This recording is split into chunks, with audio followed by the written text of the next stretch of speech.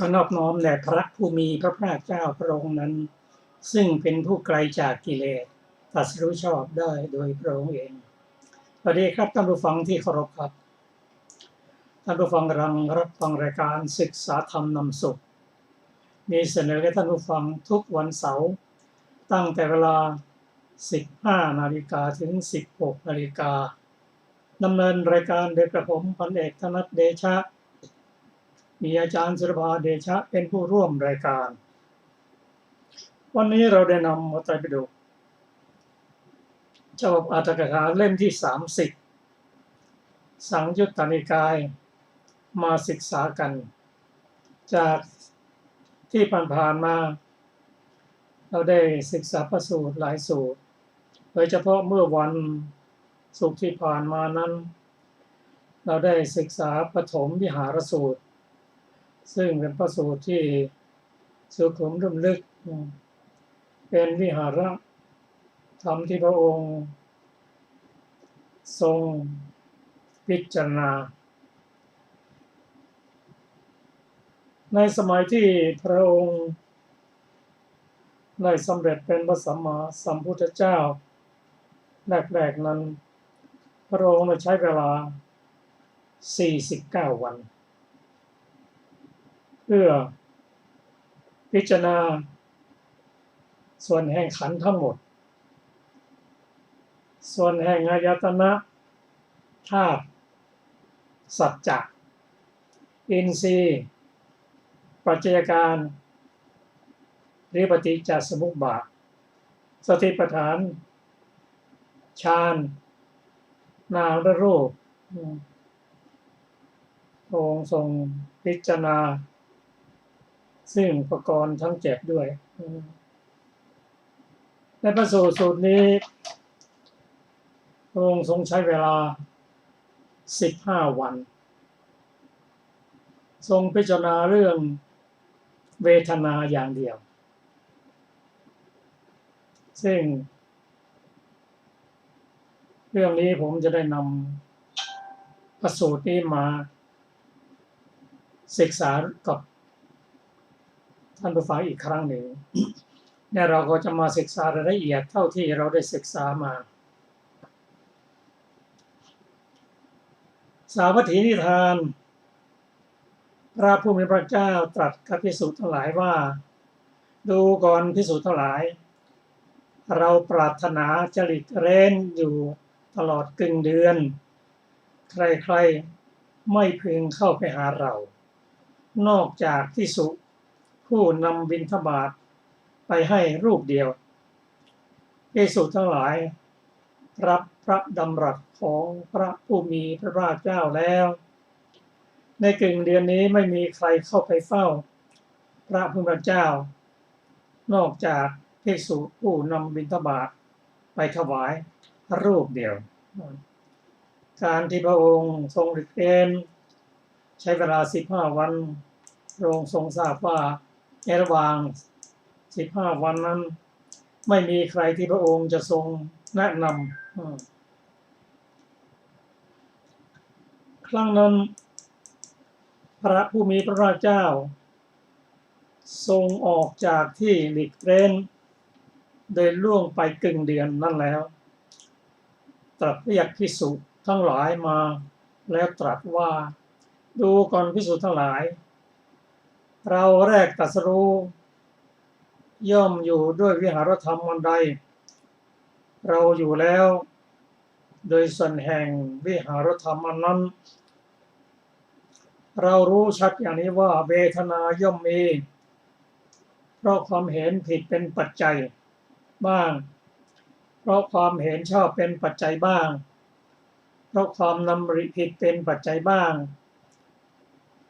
เพราะความดำริชอบเป็นปัจจัยบ้างเพราะเจรจาผิดเป็นปัจจัยบ้างเพราะเจรจาชอบเป็นปัจจัยบ้างเพราะการงานผิดเป็นปัจจัยบ้างเพราะการงานชอบเป็นปัจจัยบ้างเพราะเลี้ยงชีพผิดเป็นปัจจัยบ้างเพราะเลี้ยงชีพชอบเป็นปัจจัยบ้างเพราะพยายามผิดเป็นปัจจัยบ้างเพราะพยายามชอบเป็นปัจจัยบ้างเพราะความระลึกผิดเป็นปัจจัยบ้างเพราะความระลึกชอบเป็นปัจจัยบ้างเพราะความตั้งใจผิดเป็นปัจจัยบ้างเพราะความตั้งใจชอบเป็นปัจจัยบ้างเพราะฉันทะเป็นปัจจัยบ้างเพราะวิตกเป็นปัจจัยบ้าง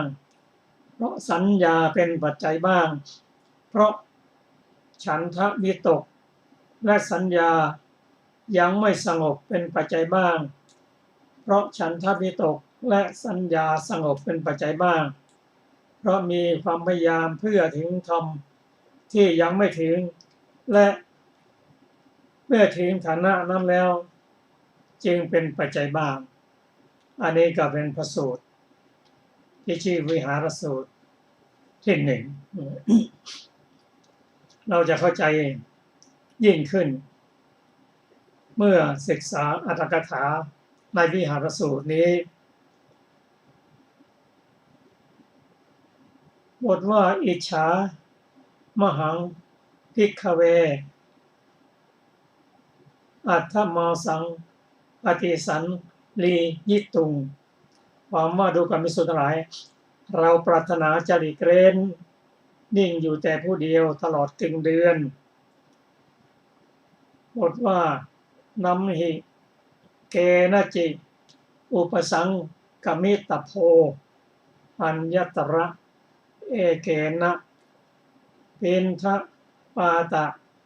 นิหารเกนะความว่าภิกษุใดไม่ควรทำวาจาขวนขวายเพื่อตนพึงนำบิณฑบาตอันตกแต่งในตระกูลทั้งหลาย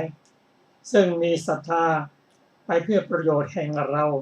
พึงน้อมเข้าไปเพื่อเราใครๆคนอื่นจะเป็นภิกษุหรือคฤหัสถ์ไม่พึงเข้าไปหาเรานอกจากภิกษุนั้นเป็นผู้นำบิณฑบาตไปให้รูปเดียวพระองค์ทรงใช้เวลากึ่งเดือนพิจารณาเกี่ยวกับเรื่องเวทนาเพราะเวทนานั้นตามที่ได้ฟังมาสูตรนั้นเกิดขึ้นทั้งความเห็นผิดทั้งความเห็นชอบไม่มากทั้ง8นั้นและยังเกิดขึ้นเพราะอื่นๆอีกก็ถามว่าเวทนานั้นจากพระสูตรที่ผ่านมานั้นจากอภิธรรมนั้นกล่าวว่าเวทนาอยู่ในสัพพจิตตสาธารณะ7ดวงคือผัสสะเวทนาสัญญา เจตนาเอกคตาชีวิตในศีลและมนสิการะเกิดร่วมกับจิตทุกดวงเราจะเห็นว่า เวทนานั้นเป็นผล ของกรรมและของการปฏิบัติมีทั้งสุขมีทั้งทุกข์ทั้งไม่สุขไม่ทุกข์ซึ่งพระองค์กล่าวว่าสุขเวทนาเป็นไปแล้วจนถึงภวกภูมิทุกขเวทนาเป็นไปแล้วจนถึงอเวจีเวทนาจึงมีความสำคัญส่วนเวทนาที่เป็นวิบากนั้นจะให้ผลในระหว่างภพเท่านั้นระหว่างภพก็คือระหว่างชาติก่อนและชาติหน้าอุณาบาจะให้ผลในปัจจุบันภพเท่านั้นเองเพราะว่าเวทนานั้นที่เราได้รับทุกวันนี้เป็นวิบากอันเกิดจากการได้เห็นได้ยินได้กลิ่นได้รสได้สัมผัสจะดีก็ตามไม่ดีก็ตามเป็นผลของกรรมในอดีตและจะจบลงในชาตินี้เท่านั้นถ้าเราไม่สานต่อนะจบในชาตินี้ในระหว่างภพนั่นเอง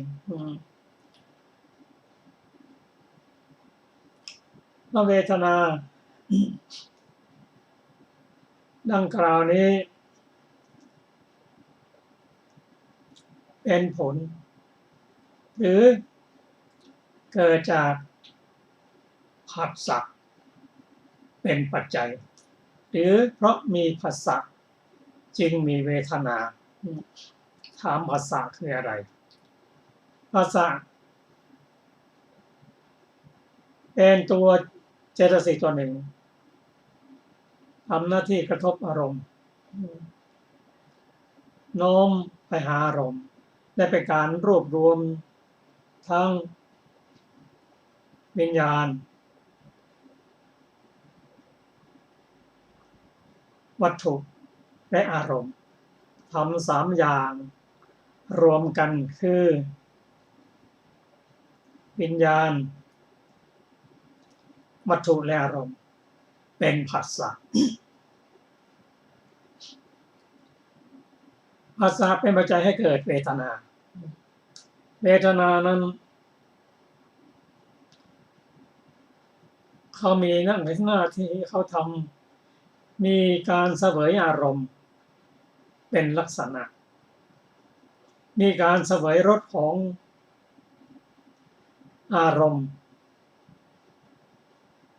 เป็นกิจและมีสุขเวทนาทุกขเวทนาและอทุกขเวทนาเป็นผลโดยมีผัสสะเป็นเหตุใกล้ดังที่เรียนในศาสตร์นี้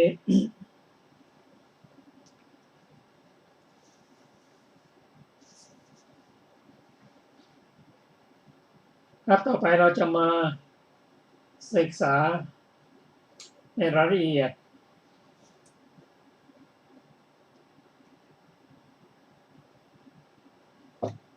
หน้า38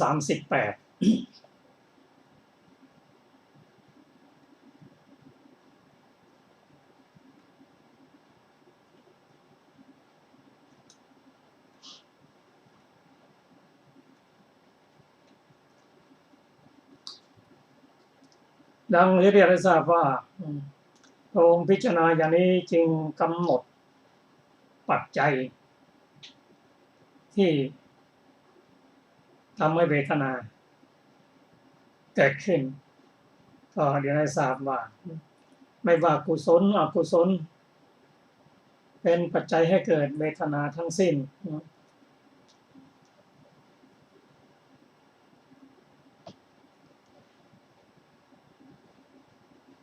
และจากพระสูตรที่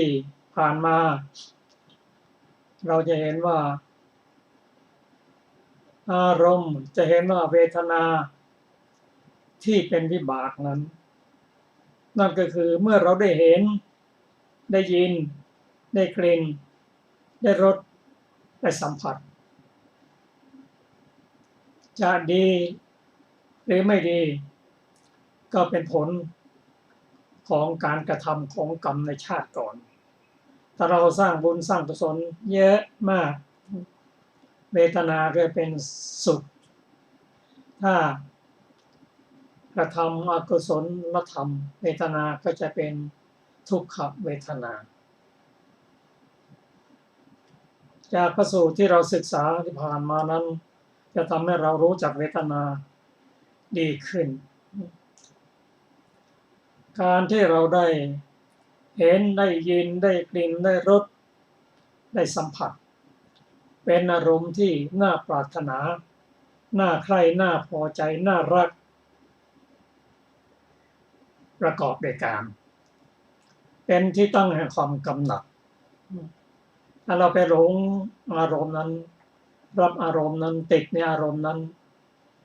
ก็ทำให้เกิดปัจจัยขึ้นมาเวทนาเป็นปัจจัยให้เกิดตัณหาในทางตรงกันข้ามถ้าเราได้เห็นได้ยินได้กลิ่นได้รสได้สัมผัสที่ไม่พึงปรารถนาเราก็จะผลักไสเกลียดหรือโกรธก็เป็นการสร้างปฏิฆะขึ้นมาก็เป็นการทำให้เกิดโทสะขึ้นมาโดยเฉพาะตัณหานั้นเป็นสมุทัยเป็นเหตุของการแก่ตัณหานั้นเป็นเหตุของความทุกข์มีความยินดีพอใจในอารมณ์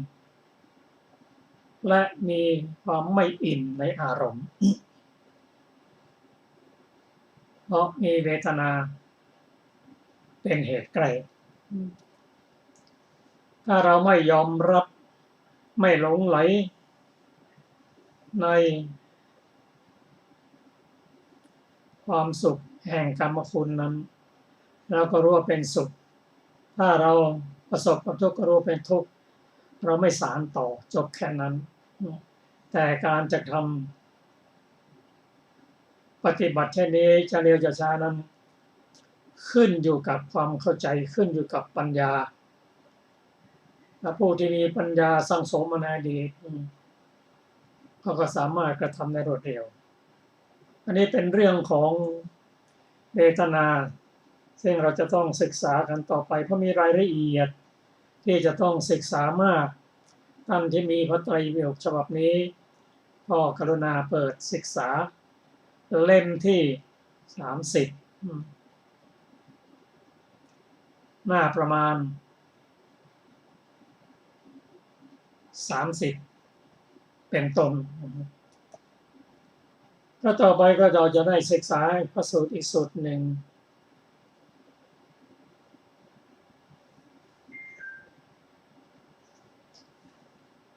52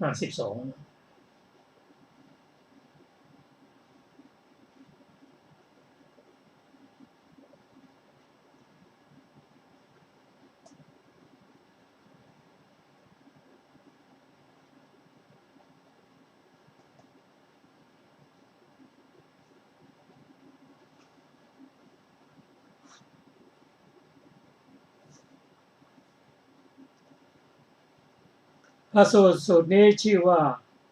มิจฉตสูตรความเห็นผิดและความเห็นถูกในพระสูตรนี้พระองค์แสดงมิจฉตะคือความเห็นผิดและสัมมตะความเห็นถูกพระองค์ตรัสว่าเธอทั้งหลายจงฟังก็มิจฉตะเป็นไฉน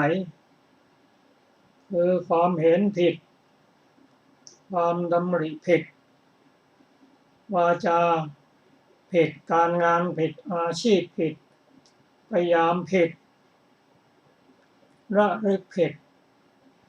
และความตั้งใจผิดอันนี้เป็นมิจฉตะ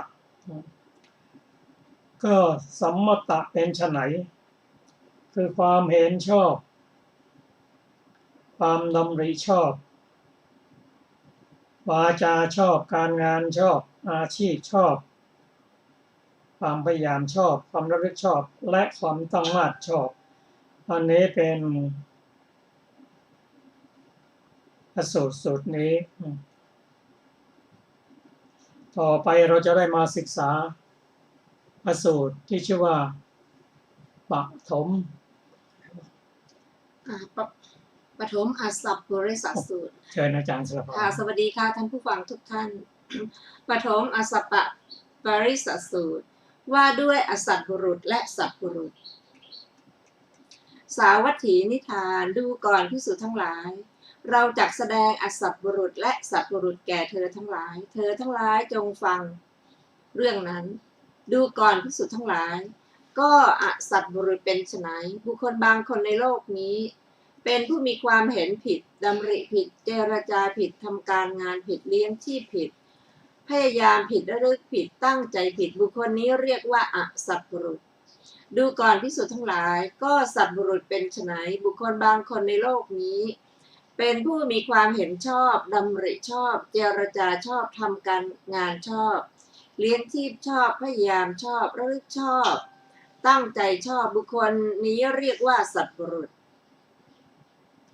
ก็จบปฐมอสัพปริสสูตร ที่5นะคะต่อไปเป็นทุติยอสัพปริสสูตรว่าด้วยอสัตบุรุษและสัตบุรุษที่ยิ่งกว่าสาวัตถีนิทานดูก่อนภิกษุทั้งหลาย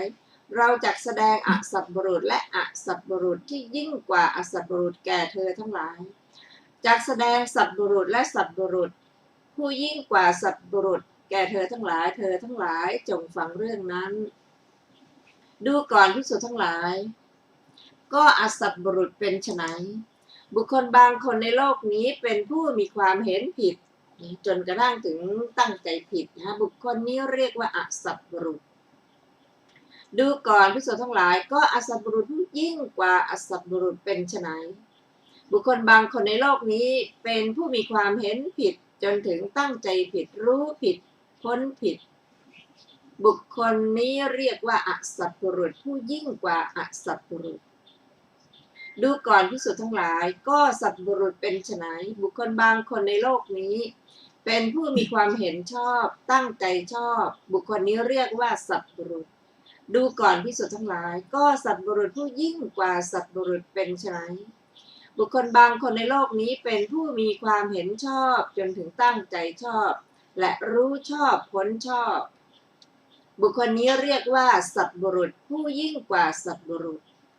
จบทุติยอสัพปริสสูตรที่6อยากจะมาศึกษาสักนิดหนึ่ง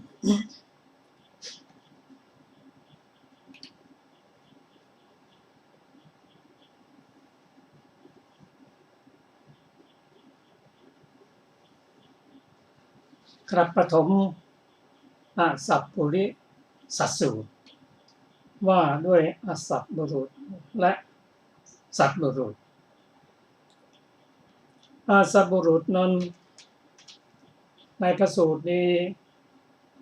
กล่าวครอบคลุมทั้งหมดจากที่เราศึกษากันว่าอสัตบุรุษนั้นก็คือคนพาล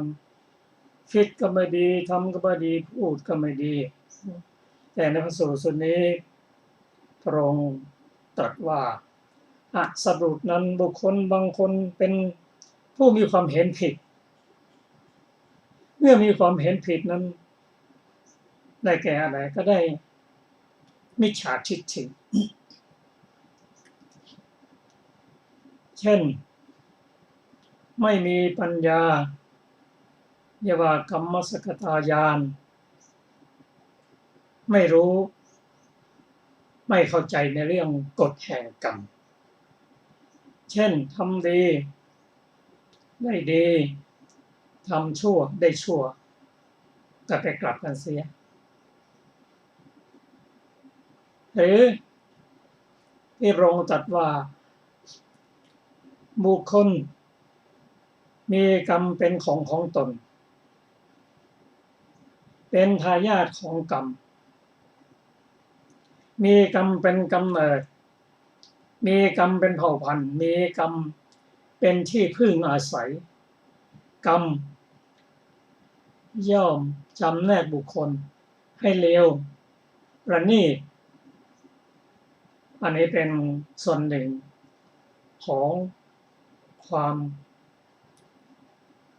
เข้าใจผิดหรือเข้าใจถูกถ้าเข้าใจผิดก็คิดว่ากรรมไม่ใช่เป็นของเราเราทำกรรมแต่คนอื่นเป็นผู้รับเช่นนี้เป็นต้นไม่เข้าใจเมื่อไม่เข้าใจในกฎแห่งกรรมนั้นก็จะมีความดำริผิด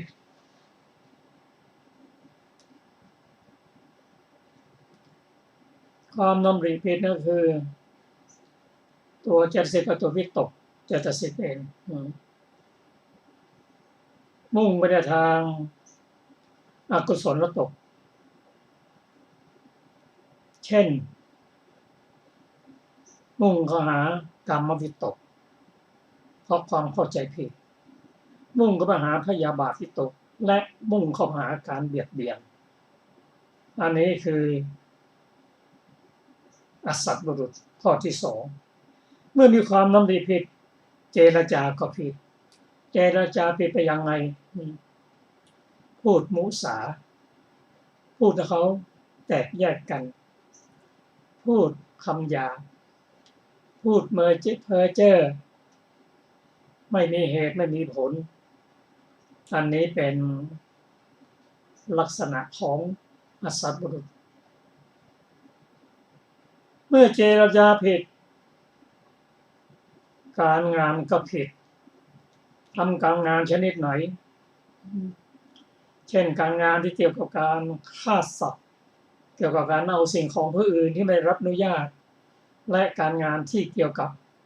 ผิดทางเพศเลี้ยงชีพผิดนี่เป็นอสัตว์บุรุษเลี้ยงชีพผิดเช่นเลี้ยงสัตว์ที่เขาเอาไปฆ่าค้าขายอาวุธค้าขายยาพิษเป็นต้นมันก็ผิดไปหมดเลยความพยายามก็ผิดเช่นพยายามกิเลสที่ยังไม่เข้ามาก็ให้กิเลสเข้ามาเพราะถูกต้องกับความประสงค์กิเลสเข้ามาแล้วก็ยินดีให้กิเลสนั้นคงอยู่กุศลอะไรไม่สนใจไม่ว่าเป็นทานศีลภาวนาไม่สนใจบุญกุศลที่เคยทำไว้ก่อนก็ปล่อยให้สูญหายไปทำลายไปอันนี้เป็นอสัตตบุรุษเพราะอย่างนั้นแล้วเลิกผิดตั้งใจผิดแล้วเลิกสิ่งที่ผิดไม่ระลึกชอบตั้งใจผิดนั่นก็คือสมาธิที่ทำไว้เป็นมิจฉาสมาธิบุคคลทั้งหมดนี้ที่มีลักษณะอย่างนี้พระองค์ตรัสว่าอสัตบุรุษจะเห็นว่าครอบคลุมทั้งหมดว่าผู้ที่เป็นอสัตบุรุษจะเป็นอย่างนี้ ส่วนสัตบุรุษนั้นพระองค์ตรัสว่าบุคคลบางคนนี้เป็นผู้ที่มีความเห็นชอบคือมีปัญญานั่นเอง ไม่ปัญญาระดับไหนไม่ระดับมรรคจิตสี่กันแหละเมื่อมีปัญญาและเลือกชอบอย่างนี้ความดำริเขาก็ชอบการเจรจาก็เจรจาที่เป็นสัมมาวาจาเชื่อได้ไม่พูดมุสาไม่พูดให้เขาแตกกันไม่พูดคำหยาบ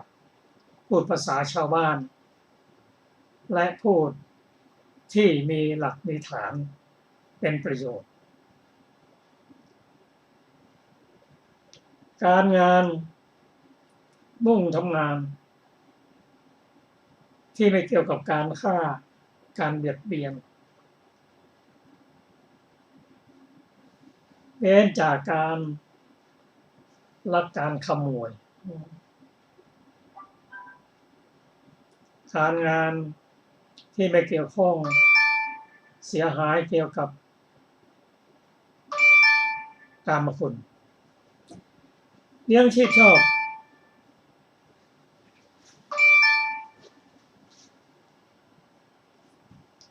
เลี้ยงชีพชอบก็จะทำอาชีพที่ไม่เกี่ยวข้องกับการขายของมึนเมาไม่ค้าขายเกี่ยวกับอาวุธและยาพิษเว้นจากอาชีพจากการฆ่าสัตว์เป็นต้นคือสัตว์บุรุษนั้นเขาจะรังเกียจในสิ่งนี้ส่วนละเลิกชอบนั้นก็คือสติที่มุ่งไปในทางประพฤติพรหมจรรย์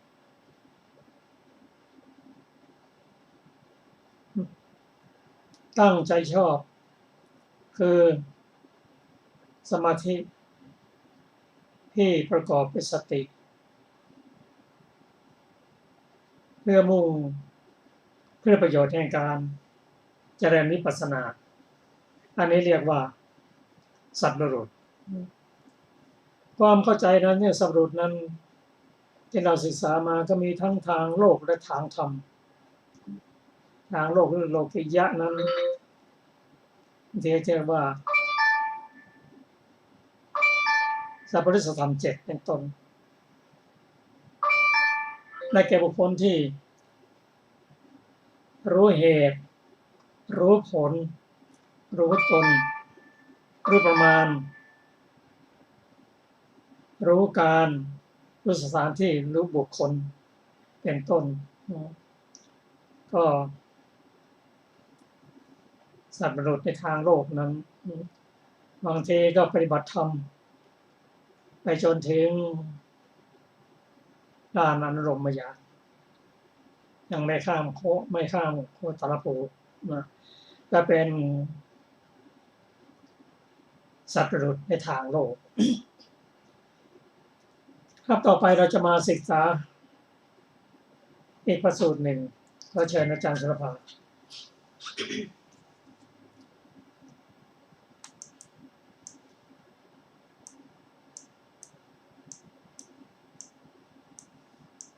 ต่อไปเป็นกลุ่มพระสูตรนะคะว่าด้วยทำเครื่องรองรับจิตสาวัตถีนิทานดูก่อนภิกษุทั้งหลายเปรียบเหมือนหม้อที่ไม่มีเครื่องรองรับย่อมกลิ้งไปได้ง่ายที่มีเครื่องรองรับย่อมกลิ้งไปได้ยากฉันใดจิตก็ฉันนั้นเหมือนกันไม่มีเครื่องรองรับย่อมกลิ้งไปได้ง่ายที่มีเครื่องรองรับย่อมกลิ้งไปได้ยากดูก่อนภิกษุทั้งหลายก็อะไรเป็นเครื่องรองรับจิตอริยมรรคอันประกอบด้วยองค์8นี่แลคือสัมมาทิฏฐิจนถึงสัมมาสมาธินี้เป็นเครื่องรองรับจิตดูก่อนภิกษุทั้งหลายเปรียบเหมือนหม้อที่ไม่มีเครื่องรองรับย่อมกลิ้งไปได้ง่ายที่มีเครื่องรองรับย่อมตกลงไปได้ยากฉันใดจิตก็ฉันนั้นเหมือนกันไม่มีเครื่องรองรับย่อมกลิ้งไปได้ง่ายที่มีเครื่องรองรับย่อมกลิ้งไปได้ยากจบกลุ่มพระสูตรที่7ต่อไปเป็นสมาธิว่าด้วยสัมมาสมาธิอันประเสริฐสาวัตถีนิทานดูก่อนภิกษุทั้งหลายเราจักแสดงสัมมาสมาธิอันประเสริฐพร้อมทั้งเหตุพร้อมทั้งเครื่องประกอบแก่เธอทั้งหลายจงฟังเรื่องนั้นดูก่อนภิกษุทั้งหลายก็สัมมาสมาธิอันประเสริฐพร้อมทั้งเหตุพร้อมทั้งเครื่องประกอบเป็นไฉนคือความเห็นชอบจนถึงความตั้งใจชอบดูก่อนภิกษุทั้งหลายความที่จิตมีอารมณ์เป็นอันเดียว ความที่จิตมีเครื่องประกอบด้วยองค์7ประการเหล่านี้นั้นเรียกว่าสัมมาสมาธิอันประเสริฐพร้อมทั้งเหตุบ้างพร้อมทั้งเครื่องประกอบบ้างจบสมาธิสูตรที่8ต่อไปเป็นเวทนาสูตรหัวข้อเจริญอริยมรรคเพื่อกำหนดรู้เวทนาสาวัตถีนิทานดูก่อนภิกษุทั้งหลายเวทนา3ประการนี้3ประการเป็นไฉนคือสุขเวทนา1ทุกขเวทนา1อทุกขมสุขเวทนา1เวทนา3ประการนี้แลดูก่อนภิกษุทั้งหลายอริยมรรคอันประกอบด้วยองค์8บุคคลพึงเจริญเพื่อกำหนดรู้เวทนา3ประการนี้อริยมรรคอันประกอบด้วยองค์8เป็นไฉนคือความเห็นชอบจนถึงความตั้งใจชอบอริยมรรคอันประกอบด้วยองค์8บุคคลพึงเจริญเพื่อกำหนดรู้เวทนา3ประการนี้แลจบเวทนาสูตรที่9ต่อไปเป็นอุตติยสูตรเจริญอริยมรรคเพื่อละกามคุณ5สาวัตถีนิทานครั้งนั้นท่านพระอุตติยะเข้าไปเฝ้าพระผู้มีพระภาคเจ้าถึงที่ประทับครั้นแล้วได้ทูลถามพระผู้มีพระภาคเจ้าว่าข้าแต่พระองค์ผู้เจริญขอประทานพระวโรกาสข้าพระองค์หลีกออกเร้นอยู่ในที่ลับได้เกิดความปริวิตกแห่งใจอย่างนี้ว่ากามคุณ5พระผู้มีพระภาคเจ้าตรัสไว้แล้วกามคุณ5ที่พระผู้มีพระภาคเจ้าตรัสไว้แล้วเป็นไฉนหนอพระผู้มีพระภาคเจ้าตรัสว่าดีละอุตติยะกามคุณ5เหล่านี้เรากล่าวไว้แล้วกามคุณ5เป็นไฉนคือรูปที่จะพึงรู้แจ้งได้ด้วยจักษุน่าปรารถนาน่าใคร่น่าพอใจเป็นที่รักยั่วยวนชวนให้กำหนัดเสียงที่พึงรู้แจ้งด้วยหูก็เช่นเดียวกันกลิ่นที่พึงรู้แจ้งด้วยจมูกรสที่พึงรู้แจ้งด้วยลิ้นโผฏฐัพพะที่พึงรู้แจ้งด้วยกายน่าปรารถนาน่าใคร่น่าพอใจเป็นที่น่ารักยั่วยวนชวนให้กำหนัดดูก่อนอุตติยกามคุณ5เหล่านี้แลเรากล่าวไว้แล้วดูก่อนอุตติยะอริยมรรคอันประกอบด้วยองค์8บุคคลพึงเจริญเพื่อละกามคุณ5เหล่านี้แลอริยมรรคอันประกอบด้วยองค์8เป็นไฉนความเห็นชอบจนถึงความตั้งใจชอบอริยมรรคอันประกอบด้วยองค์8บุคคลพึงเจริญเพื่อละกามคุณ5เหล่านี้แลจบอุตติยสูตรที่10และจบมิจฉตวรรคที่3ในอรรถกถาของมิจฉตสูตรเป็นต้นนะมีอธิบายว่าบทว่ามิจฉตังแปลว่ามีความผิดสภาวะบทว่าสัมมติแปลว่ามีความถูกเป็นสภาวะบทว่ามิจฉาปฏิปัตตาทิกรณเหตุเหตุว่าแปลว่าเพราะเหตุแห่งการปฏิบัติผิดอธิบายว่าเพราะเหตุทำการปฏิบัติผิดบทว่านาราทโกได้แก่ไม่ถึงพร้อมบทว่ายายังธรรมังได้แก่อริยมรรคธรรมบทว่ามิจฉาญาณีความว่ารู้ผิดคือพิจารณาผิดบทว่ามิจฉาวิมุตติความว่าไม่พ้นตามความจริงคือไม่ให้พ้นไปจากทุกขวัฏฏะและวิวัฏฏะในมรรค4พระองค์ตรัสแล้วในพระสูตรที่3เป็นต้นเหล่านี้ส่วนบุคคลที่ทรงถามถึงขออภัยส่วนบุคคลที่ทรงถามธรรมที่ทรงจำแนกมีอยู่ในพระสูตรทั้ง2สุดท้ายในที่นั้นทรงแสดงบุคคลโดยธรรมแล้วอย่างนี้บทว่าสุปวัตติโยแปลว่าเป็นที่ตั้งแห่งความเป็นไปได้ง่ายอธิบายว่าบุคคลย่อมยังจิตให้แล่นไปยังทิศอันปรารถนาและต้องการแล้วได้ฉันใดบุคคลก็ย่อมสามารถให้หม้อกลิ้งไปได้ฉะนั้นบทว่าสัอุปนิสังสัปริขารังได้แก่พร้อมทั้งปัจจัยพร้อมทั้งบริวารคำที่เหลือในบททั้งปวงง่ายทั้งนั้นแหละก็จบอรรถกถามิจฉตวรรคที่3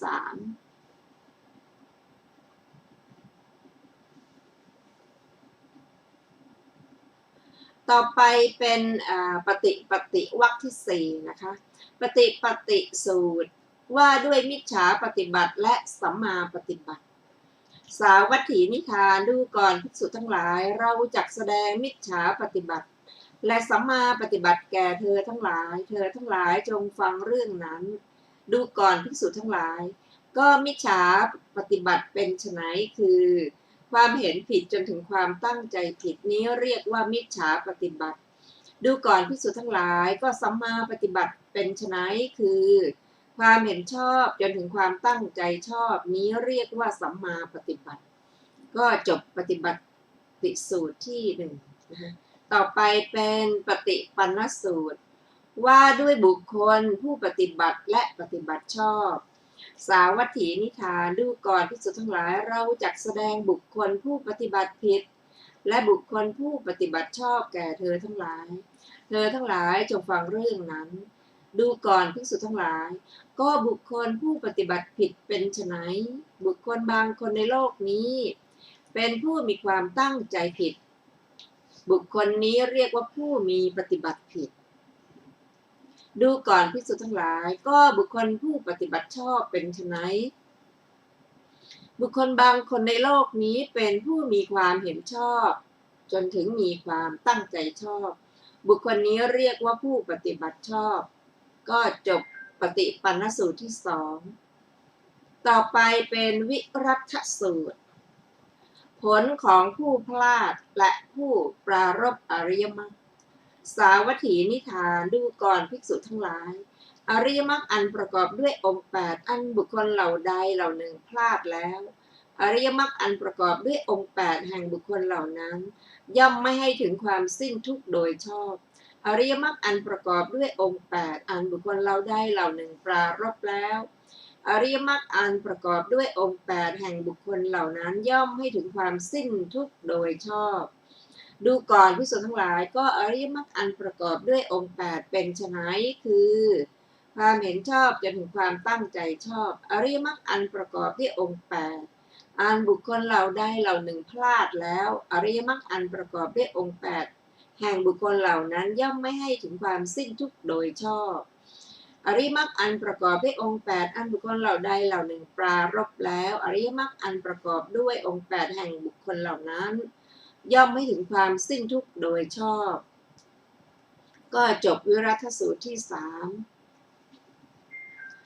ต่อไปเป็นปาระสูตรหัวข้อว่าทำเป็นเครื่องให้ถึงฝั่งนิพพานสาวัตถีนิทานดูก่อนภิกษุทั้งหลายทำ8ประการนี้ที่บุคคลเจริญแล้วกระทำให้มากแล้วย่อมเป็นไปเพื่อถึงฝั่งนิพพานจากที่ไม่ใช่ฝั่งก็คือวัฏฏะทำ8ประการเป็นไฉนคือความเห็นชอบจนถึงความตั้งใจชอบทำ8ประการนี้แลที่บุคคลเจริญแล้วกระทำให้มากแล้วย่อมเป็นไปเพื่อถึงฝั่งจากที่ไม่ใช่ฝั่งพระผู้มีพระภาคเจ้าสุคตศาสดาครั้นตรัสไวยากรณภาสิทธินี้แล้วจึงได้ตรัสคาถาประพันธ์ต่อไปอีกว่าในพวกมนุษย์ชนที่ถึงฝั่งมีจำนวนน้อยแต่หมู่สัตว์นอกนี้ย่อมวิ่งไปตามฝั่งนั่นเองส่วนชนเหล่าใดประพฤติตามในธรรมที่พระผู้มีพระภาคเจ้าตรัสดีแล้วชนเหล่านั้นข้ามบ่วงมฤตยูซึ่งแสนยากที่จะข้ามไปถึงฝั่งได้บัณฑิตพึงละธรรมฝ่ายดำเสียเจริญธรรมฝ่ายขาวออกจากความอาลัยอาศัยธรรมอันไม่มีความอาลัยแล้วพึงละกามเสียเป็นผู้ไม่มีกิเลสเป็นเครื่องกังวลปรารถนาความยินดีในวิเวกที่สัตว์ยินดีได้ยากบัณฑิตพึงยังตนให้ผ่องแผ้วจากเครื่องเศร้าหมองจิตชนเหล่าใดอบรมจิตดีแล้วโดยชอบในองค์เป็นเหตุให้ตรัสรู้ไม่ถือมั่นยินดีแล้วในความสละคืนความถือมั่นชนเหล่านั้นเป็นผู้สิ้นอาสวะมีความรุ่งเรืองปรินิพพานแล้วในโลกนี้จบปาระสูตรที่4ต่อไปเป็นปฐมสามัญญสูตรว่าด้วยสามัญญะและสามัญญผลสาวัตถีนิทานดูก่อนภิกษุทั้งหลายเราจักแสดงสามัญญะคือ ความเป็นสมณะและสามัญญผลแห่งความเป็นสมณะแก่เธอทั้งหลายจงฟังเรื่องนั้นดูก่อนภิกษุทั้งหลายก็สามัญญะเป็นไฉนอริยมรรคอันประกอบด้วยองค์8นี้แลคือความเห็นชอบจนถึงความตั้งใจชอบนี้เรียกว่าสามัญญะดูก่อนภิกษุทั้งหลายก็สามัญญผลเป็นไฉนคือโสดาปัตติผลสกทาคามิผลอนาคามิผลอรหัตตผลนี้เรียกว่าสามัญญผลก็จบปฐมหรือปฐมสามัญญสูตรที่5ต่อไปเป็นทุติยสามัญญสูตรว่าด้วยสามัญญะและสามัญญผล สาวัตถีนิทานดูก่อนภิกษุทั้งหลายเราจักแสดงสามัญญะและประโยชน์แห่งสามัญญะแก่เธอทั้งหลายจงฟังเรื่องนั้นดูก่อนภิกษุทั้งหลายก็สามัญญะเป็นไฉนอริยมรรคอันประกอบด้วยองค์8นี้แลคือความเห็นชอบความตั้งใจจนถึงความตั้งใจชอบนี้เรียกว่าสามัญญะดูก่อนภิกษุทั้งหลายก็ประโยชน์แห่งสามัญญะเป็นไฉนความสิ้นราคะความสิ้นโทสะความสิ้นโมหะ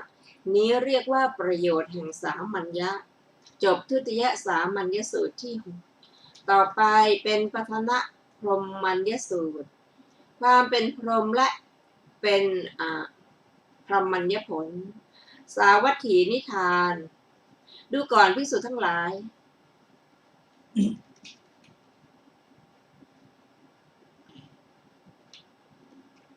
ขออภัยนะคะ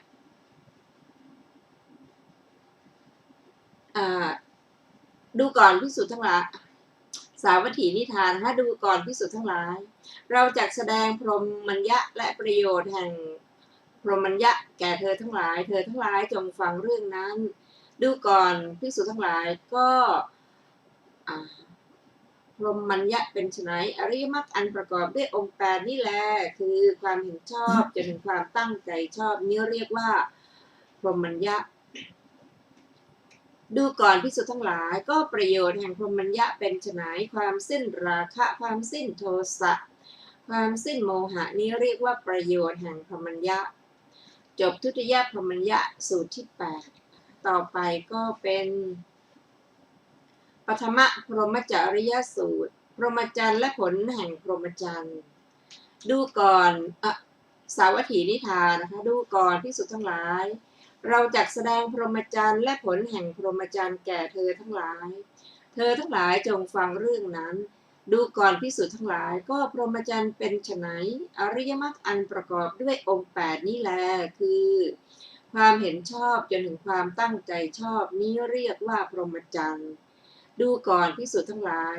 ก็ผลแห่งพรหมจรรย์เป็นไฉนคือโสดาปัตติผลสกทาคามิผลอนาคามิผลอรหัตตผลนี้เรียกว่าผลแห่งพรหมจรรย์ก็จบสูตรปฐมพรหมจริยสูตรที่9ต่อไปเป็นทุติยพรหมจริยสูตรพรหมจรรย์และประโยชน์แห่งพรหมจรรย์สาวัตถีนิทานดูก่อนภิกษุทั้งหลายเราจักแสดงพรหมจรรย์และประโยชน์แห่งพรหมจรรย์แก่เธอทั้งหลายจงฟังเรื่องนั้นดูก่อนภิกษุทั้งหลาย ก็พรหมจรรย์เป็นไฉนอริยมรรคอันประกอบด้วยองค์8นี้แลคือความเห็นชอบจนถึงความตั้งใจชอบนี้เรียกว่าพรหมจรรย์ดูก่อนภิกษุทั้งหลายก็ประโยชน์แห่งพรหมจรรย์เป็นไฉนความสิ้นราคะความสิ้นโทสะความสิ้นโมหะนี้เรียกว่าประโยชน์แห่งพรหมจรรย์ก็จบทุติยพรหมจริยสูตรที่10และจบปฏิปฏิวรรคที่4นะคะอัตถกถาของปฏิปฏิสูตรมีดังต่อไปนี้นะคะบทว่ามิจฉาปฏิปติงคือซึ่งไม่ปฏิบัติตามเป็นจริงบทว่ามิจฉาปฏิปันนังคือผู้ไม่ปฏิบัติตามเป็นจริงสูตรหนึ่งท่านกล่าวด้วยสามารถทำสูตรหนึ่งด้วยสามารถบุคคลบทว่าอัปปาราปรังได้แก่ซึ่งนิพพานจากวัฏฏะ ชนเหล่าใดซึ่งถึงฝั่งแล้วก็ดีกำลังถึงก็ดีจักถึงก็ดีชนเหล่านั้นทั้งหมดพึงทราบว่าเป็นผู้ถึงฝั่งในบทว่าปาราคามิโนดังนี้บทว่าตีระเมวานุทาวติความว่าย่อมวิ่งไปสู่วัฏฏะนั่นเองคือย่อมเที่ยวไปในวัฏฏะบทว่ากันหังคืออกุศลธรรมบทว่าโอกาอาโนกังได้แก่จากวัฏฏะอาศัยนิพพานบทว่าอาคมะได้แก่ปรารภหมายถึงอาศัยบทว่าปริโยทะปยะได้แก่พึงทำให้บริสุทธิ์บทว่าจิตตักเลเสหิได้แก่ด้วยนิวรณ์อันทำจิตให้เศร้าหมองบทว่าสัมโพธิยังเคสุได้แก่ในโพชฌงค์เจ็ดบทว่าสามัญญัตถังได้แก่นิพพานจริงอยู่นิพพานนั้นท่านกล่าวว่าประโยชน์ของความเป็นสมณะและควรเข้าถึงโดยความเป็นสมณะบทว่าพรหมัญญังคือความเป็นผู้ประเสริฐสุดบทว่าพรหมัญญัตถังได้แก่พระนิพพานและควรเข้าถึงโดยความเป็นผู้ประเสริฐสุดเกจิอาจารย์กล่าวว่านิพพานอันมาแล้วว่าเป็นที่สิ้นไปแห่งราคะในหนหลังและในสามสูตรนี้